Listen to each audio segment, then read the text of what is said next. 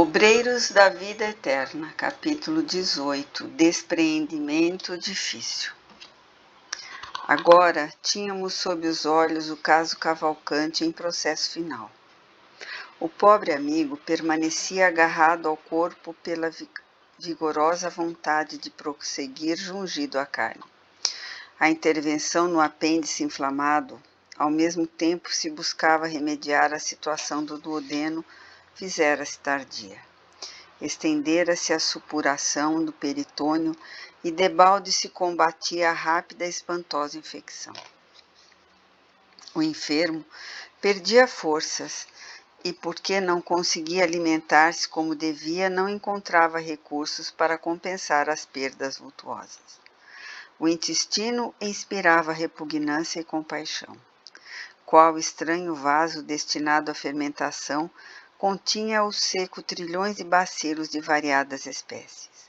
Profundo desequilíbrio afetava as funções dos vasos sanguíneos e linfáticos no intestino delgado. O cólon transverso e o descendente semelhava-se a pequenos túneis repletos das mais diversas coletividades microbianas. As vilosidades permaneciam cheias de sangue purulento, e de quando em quando abriam-se veias mais frágeis, provocando abundante hemorragia.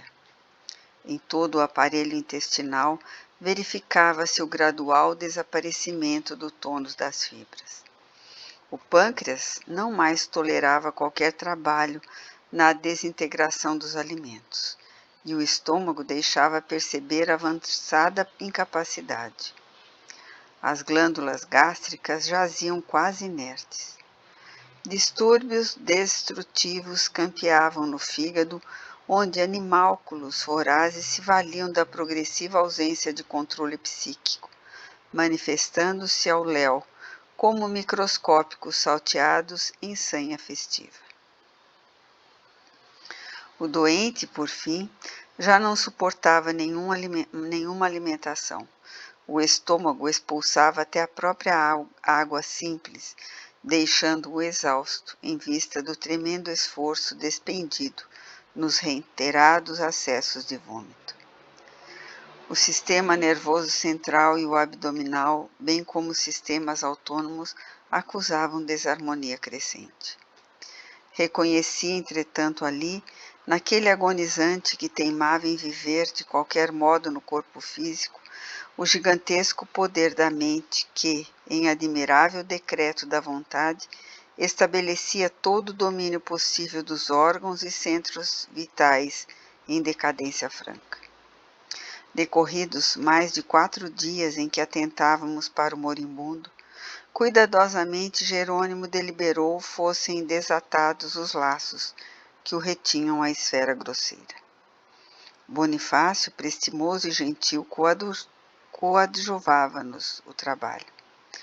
Informando-se de nossa resolução de modo vago, por meio dos canais intuitivos, o doente pela manhãzinha chamou o capelão, a fim de ouvi-lo, e após breve confissão que o sacerdote reduziu ao mínimo de tempo, em virtude das emanações desagradáveis que se desprendiam da organização fisiológica em declínio, o pobre Cavalcante, mal suspeitando a paz que o aguardaria na morte, procurou reter o eclesiástico em contristadora conversação.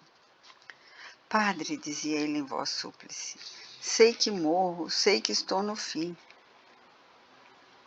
Entregue-se a Deus, meu amigo. Só Ele pode saber em definitivo o que surgirá. Quem sabe se ainda tem longos anos à sua frente? Tudo pode acontecer. O capelão falava apressado, abreviando a palestra e tentando dissimular suas penosas impressões olfativas. Mas o moribundo continuou ingênuo. Tenho medo, muito medo de morrer. Bem, obtemperou o religioso, não ocultando um gesto de enfado que passou despercebido aos olhos do crente.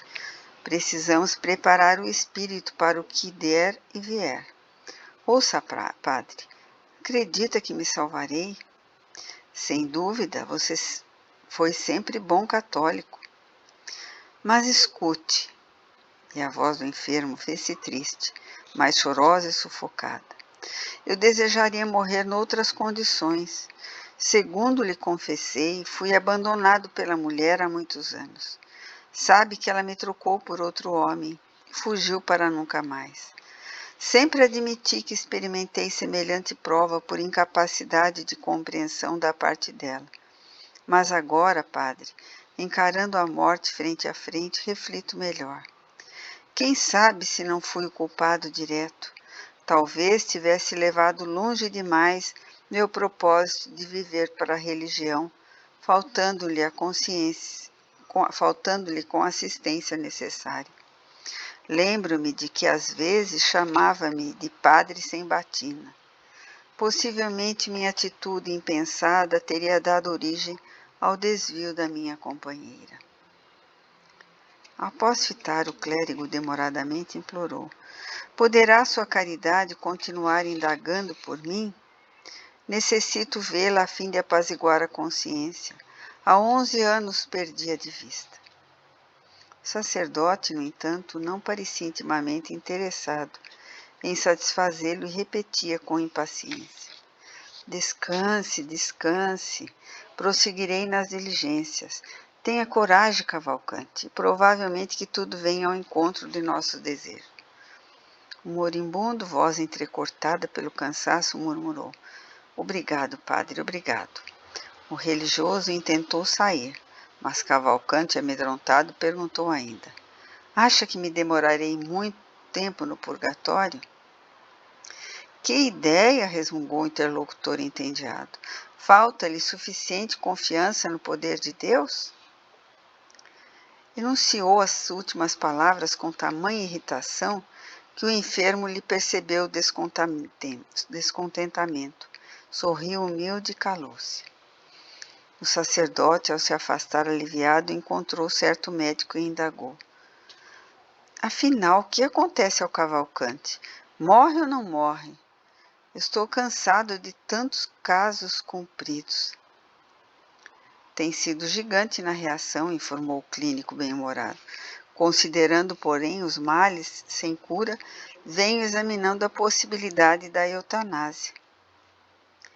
Parece-me caridade, redarguiu o religioso, porque o infeliz apodrece em vida. O esculápio abafou o riso franco e despediram-se. A cena chocava-me pelo desrespeito. Ambos os profissionais, o da religião e o da ciência, notavam situações meramente superficiais, incapazes de penetração nos sagrados mistérios da alma. Entretanto, para compensar tão descaridosa incompreensão, Cavalcante era objeto de nosso melhor carinho. Por mim, não saberia ministrar-lhe benefícios, dada a incipiência de minha singela colaboração. Mas Jerônimo e Bonifácio cercavam-no de singular cuidado, amparando-o como se fora a bem-amada criança. Quando o eclesiástico pisava mais longe, meu assistente considerou: o pobre sacerdote ainda não possui olhos de ver. Cavalcante foi, antes de tudo, perseverante trabalhador do bem. Enquanto isso, o enfermo buscava enxugar as lágrimas copiosas. A atitude do capelão advertira-o do deplorável estado de seu corpo físico. Passou a sentir o cheiro desagradável das próprias vísceras, agravando-se-lhe o mal-estar. Sob incoercível angústia, pediu o comparecimento de determinada religiosa, dentre as diversas que atendiam a casa. Experimentava funda sede de consolo, necessitava coragem que lhe viesse do exterior. Provavelmente encontraria no coração feminino o reconforto que o confessor não lhe soubera prodigalizar. Porém, a irmã de caridade não trazia consigo melhor humor. Fez questão de escutá-lo alçando desinfetante enérgico ao nariz, a infundir-lhe surpresa ainda mais dolorosa. Cavalcante chorou, queixou-se. Precisava viver mais alguns dias, declarou humilhado. Não desejava partir sem a reconciliação conjugal. Rogava providências médicas mais eficientes e prometia pagar todas as despesas, logo pudesse tornar ao serviço comum. Pretendia recorrer a parentes endinheirados que residiam à distância. Resgataria o débito até o derradeiro centavo. A irmã de caridade, depois de ouvi-lo com impassível frieza, foi mais sucinta. Meu amigo, disse áspera, tenha fé. A casa está repleta de enfermos, alguns em piores condições. Como o doente insistisse nas solicitações, concluiu ríspida e secamente. Não tenho tempo. O agonizante deu curso ao pranto silencioso. Recordou de alma oprimida por angustiosa saudade a infância e a juventude. Percorrer as estradas terrenas de coração aberto, a prática do bem. Não compreendia Jesus cerrado nos templos de pedra, à distância dos famintos e sofredores que choravam por fora. A doutrina que abraçara não lhe oferecia ensejo de mais vasta aplicação ao exemplo evangélico. Era compelido a satisfazer obrigações convencionais e a perder grande tempo em manifestações do culto externo. Entretanto, valera-se de toda a oportunidade para testemunhar entendimento cristão. Porque amar o exercício do bem, constante e fiel, era aborrecido aos sacerdotes e familiares em geral. A parentela, inclusive a esposa, considerava-o fanático, desequilibrado e imprestável. Perseverara mesmo assim. Embora as condições elevadas em que desenvolvera a fé, ignorava as lições do além-túmulo e receava a morte. Estimaria obter a certeza do destino a seguir. A visão mental do inferno, segundo as concepções católicas, punha-lhe arrepios no espírito exausto. A probabilidade dos sofrimentos purgatoriais enchia-o de temor. Desejava algo de melhor, de mais belo que o velho mundo em que vivera até então. Suspirava por ingressar em coletividade diferente, em que pudesse encontrar corações a pulsarem sintonizados com o dele. Sentia fome e sede de compreensão, de profunda compreensão, mas, prejudicado pelos princípios dogmáticos da escola religiosa a que se filiara, repelia-nos a ação. O assistente, pondo em prática recursos magnéticos, tentou propiciar-lhe sono brando, de maneira a subtrair-lhe os temores em socorro direto, fora do corpo físico. Contudo, o moribundo lutou por manter-se vigilante. Temia dormir e não despertar, pensava ansioso. Queria ver a esposa antes do fim, dizia para si consigo. Não era efetivamente provável? Não seria justo morrer tranquilo? Oh, se ela surgisse, acariciava a possibilidade. Penitenciar-se-ia dos erros passados, pedir-lhe-ia perdão. Tamanha humildade assomava-lhe ao ser, naquela hora de grande abatimento, que não se magoaria em receber-lhe a visita junto de outro. Por que odiar? Porventura não lhe ensinava a lição de Jesus que a fraternidade constitui sempre a bênção do Altíssimo? Quem seria mais culpado? Ele que mantinha dobrada indiferença para com as exigências afetivas da companheira, pelo arraigado devotamento à fé, ou aquele homem despreocupado de qualquer responsabilidade que a recolhera talvez em desesperação? Se pugnara sempre pela prática da caridade, por que motivo ele, Cavalcante, faltara com a necessária demonstração portas adentro do próprio lar? Em verdade, as sugestões sublimes da fé religiosa inflamaram-lhe o espírito de amor universal. Não tolerava a sufocação do idealismo ardente. Ninguém poderia reprová-lo. Mas, se era esse o caminho escolhido, que razões o levaram a desposar pobre criatura incapaz de aprender-lhe a fome de luz? Por que fizera firmes promessas a um coração feminino, ciente de que ele não poderia atendê-las? A dor desenha a tela da lógica no fundo da consciência, com muito mais rapidez que todos os compêndios do mundo. A morte próxima enchia aquela alma formosa de sublimes reflexões. Entretanto, o medo alojara-se dentro dela como um sicário invisível. Cavalcanti, que via tão bem na paisagem dos sentimentos humanos, permanecia cego para o outro lado da vida, de onde tentávamos auxiliá-lo em vão.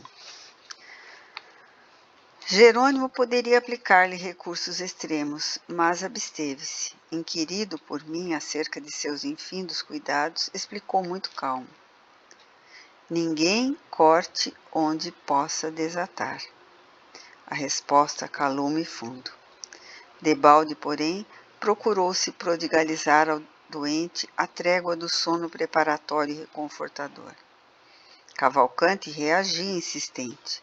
Sentindo-nos a aproximação e interferência de leve, fazia apressados movimentos labiais, recitando orações em que implorava a graça de ver a companheira antes de morrer. Desventurado irmão, comentou Bonifácio comovido, não sabe que a consorte desencarnou há mais de ano num catre, vítima de uma infecção luética. Jerônimo não se moveu, mas lutei contra mim para não disparar interrogações à torto e à direito em busca de pormenores. Coibi-me, felizmente. A hora não comportava perguntas inúteis. Meu assistente, como se houvera recebido a mais natural das informações, dirigiu a palavra ao companheiro recomendado. Bonifácio, nosso amigo não pode suportar por mais tempo a existência no corpo carnal. A máquina rendeu-se. Dentro de algumas horas, a necrose ganhará terreno e precisamos libertá-lo. Teima em agarrar-se à carne apodrecida e pede comovedoramente a presença da esposa.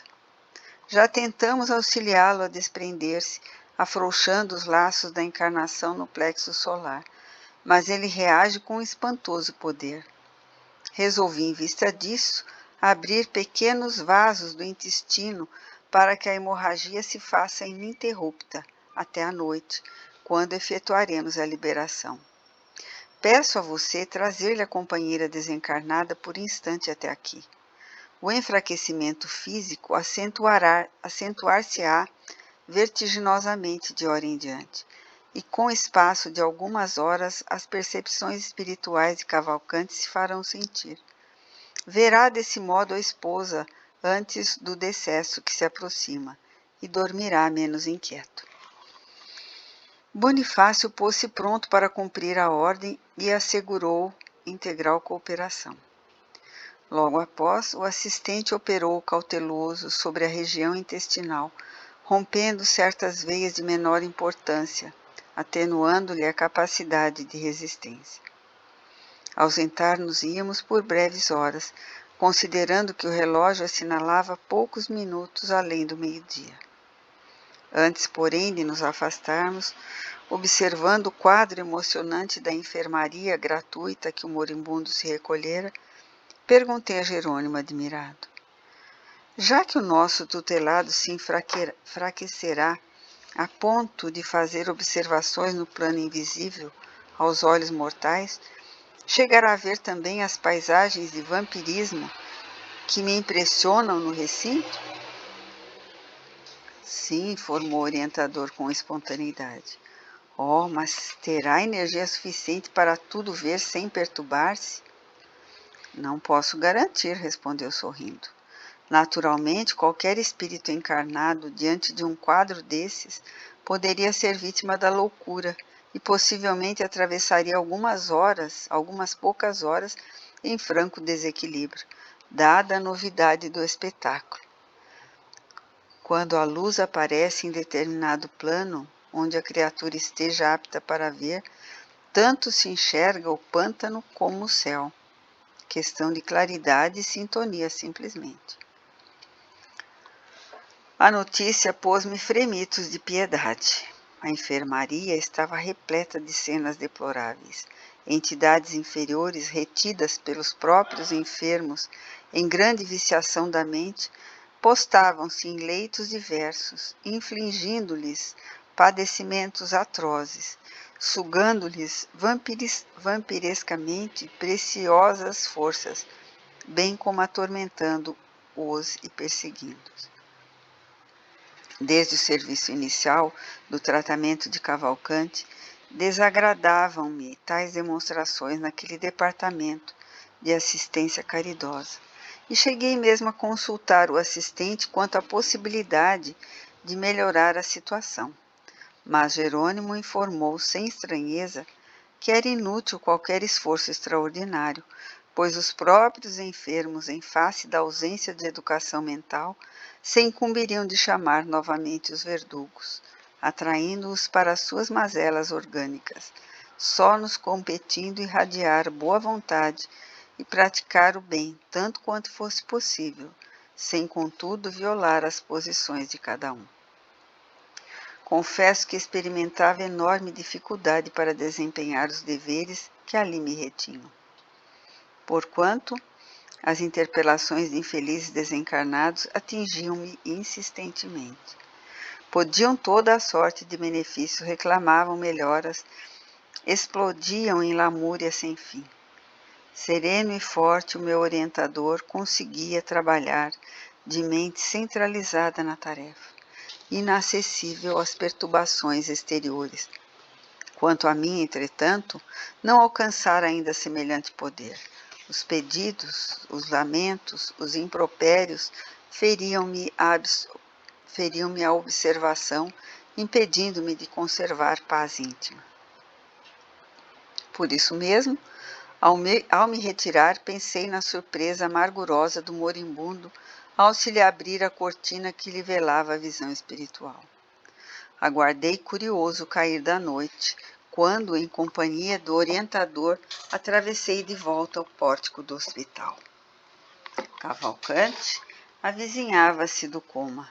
O sangue alagava-se lençóis que eram substituídos repentinamente. O enfraquecimento geral progredia rápido. O agonizante inspirava dó. Abriam-se-lhe certos centros psíquicos no avançado abatimento do corpo, e o infeliz passou a enxergar os desencarnados que ali se encontravam não longe dele, na mesma esfera evolutiva. Não nos identificava ainda a presença como seria de desejar, mas observava estarrecido a paisagem interior. Outros enfermos encaravam-no agora amedrontados. Para todos eles, o colega de sofrimento delirava inconsciente. Estarei no inferno ou vivemos em casa de loucos? Bradava sob horrível tormento moral. Oh, os demônios, os demônios! Vejam o espírito mau roendo chagas. E de face contraída, apontava mísero ancião de pernas varicosas. O que diz ele? Prosseguiu com visível espanto. Diz que não é o diabo, afirma que o doente lhe deve. Ouvindo a escuta, silenciava, ansioso por registrar as palavras impensadas e criminosas do algoz desencarnado, mas não conseguindo, desabafava-se em gritos lamentosos, infundindo compaixão. Não fora a fraqueza invencível, ter-se-ia levantado com impulso de louco. Doentes e enfermeiros, alarmados, optavam pela remoção do moribundo. Tinham medo. Cavalcante desvairava. Consolavam-se, todavia, na expectativa de que a hemorragia abundante pronunciasse termo próximo. Jerônimo ministrou-lhe então piedosamente recurso de reconforto e o agonizante aquietou-se devagarinho. Não se passou muito tempo e Bonifácio entrou conduzindo o verdadeiro fantasma. A ex-consorte convocada à cena semelhava em tudo a sombra espectral. Não via o nosso cooperador, mas obedecia-lhe a ordem. Penetrou o recinto arrastando-se quase. Satisfazendo o guia automaticamente, veio ter no leito de Cavalcante. Fitou com intraduzível impressão de horror e gritou longamente, perturbando-lhe a hora de alívio. O moribundo voltou-se e viu-a. Alegre sorriso estampou-lhe no escaveiro rosto. Pois és tu, Bela. Graças a Deus não morrerei sem pedir desculpas. A ternura com que se dirigia a tão miserável figura causava compaixão. A esposa abeirou-se do leito tentando ajoelhar-se. Ouvindo-o, assombrada, retrucou aflita. Joaquim, perdoa-me, perdoa-me. Perdoar-te de quê? Replicou ele, buscando inutilmente afagá-la. Eu sim fui injusto contigo, abandonando-te ao léu da sorte. Por favor, não me queiras mal. Não te pude compreender noutro tempo e facilitei-te o passo em falso, colaborando impensadamente para que te precipitasses em escuro despenhadeiro. Não entendi o problema doméstico tanto quanto devia. Hoje, porém, que a morte me busca, desejo a paz da consciência. Confesso minha culpa e rogo-te perdão. Desculpa-me. Falava vencendo enormes obstáculos. No entanto, notava-se que aquele entendimento lhe fazia imenso bem. A mente apaziguara-se, contemplava a esposa, reconhecido, quase feliz. Ó Joaquim, suplicou a mísera, perdoa-me, nada tenho contra ti. O tempo ensinou-me a verdade. Sempre foste meu leal amigo e dedicado marido. O moribundo escutou-a, esboçando expressão fisionômica de intensa alegria. Fitou-a em êxtase totalmente modificado e murmurou. Agora estou satisfeito, graças a Deus.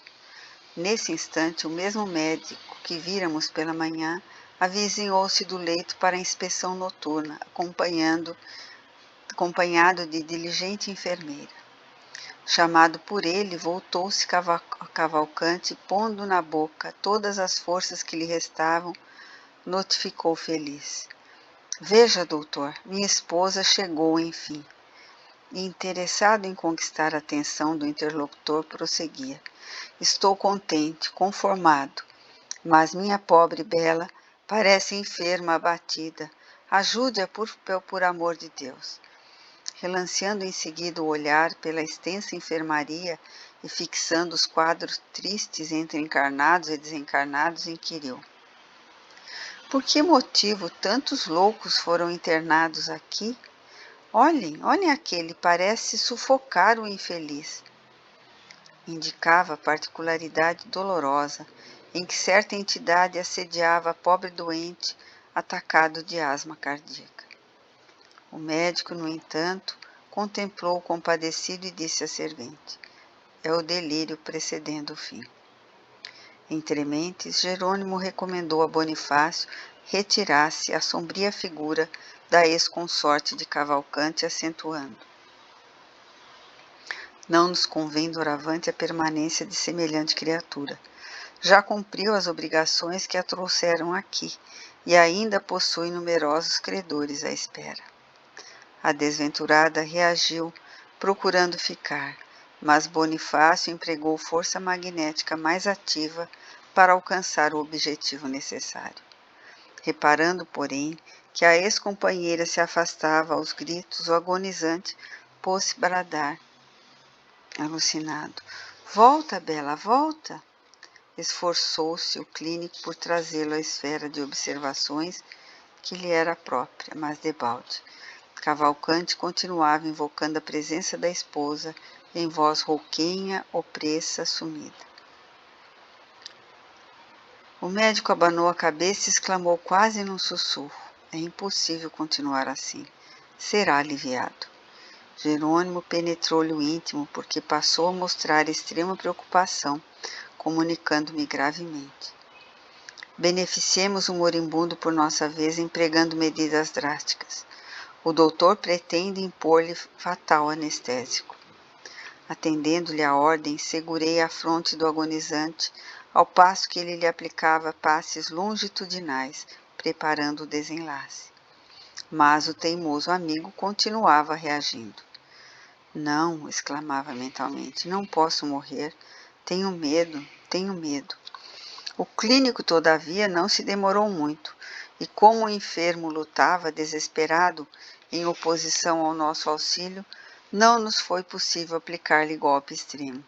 Sem qualquer conhecimento das dificuldades espirituais, o médico ministrou a chamada injeção compassiva, ante o gesto de profunda desaprovação do meu orientador.